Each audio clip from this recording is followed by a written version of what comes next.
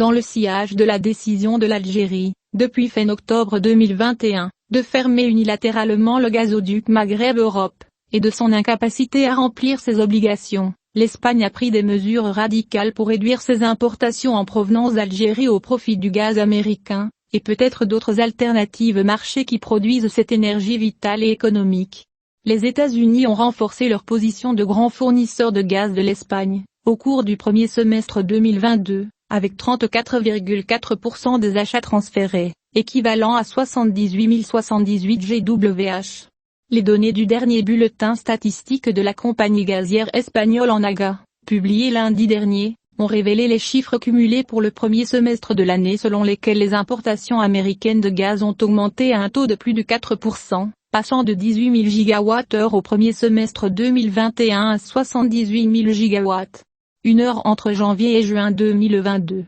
Les importations de gaz de l'Algérie vers l'Espagne ont diminué de 41% au premier semestre 2022 par rapport à la même période de l'année précédente. Concrètement, l'Espagne a acheté 55 962 GWh de gaz à l'Algérie, dont 51 484 GWh, 92%, ont été livrés via le gazoduc Miga, et le reste via des méthaniers. Selon Enagás, ces chiffres indiquent une diminution de 40% du gaz algérien qui atteint l'Espagne via le gazoduc, par rapport au premier semestre de l'année dernière. L'analyste économique, Raïm Sarri, a énuméré de nombreuses raisons qui ont poussé les Espagnols à abandonner le gaz algérien. Le plus important d'entre eux reste le coût élevé de ce dernier, et le faible niveau de sa qualité en raison du manque d'investissement du voisin oriental du Maroc dans le renouvellement des équipements d'extraction et de production de gaz, expliquant que cela a poussé Madrid à chercher de nouveaux marchés en Amérique, en Norvège ou même dans le Golfe.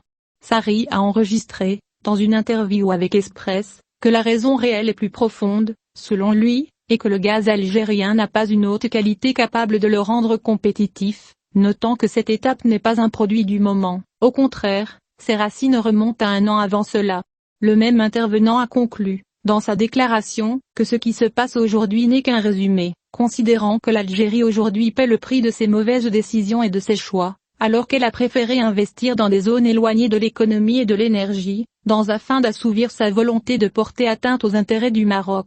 À noter que, depuis fin juin, le gazoduc Maghreb-Europe a recommencé à fonctionner avec un débit inverse à ce qu'il était avant que l'Algérie ne décide d'arrêter d'exporter du gaz par son intermédiaire vers l'Espagne en octobre dernier. Il a été témoin du transfert de la première cargaison exportée par cette ligne, qui a été achetée par le Maroc sur les marchés internationaux et déchargée à l'usine de regazéification en Espagne.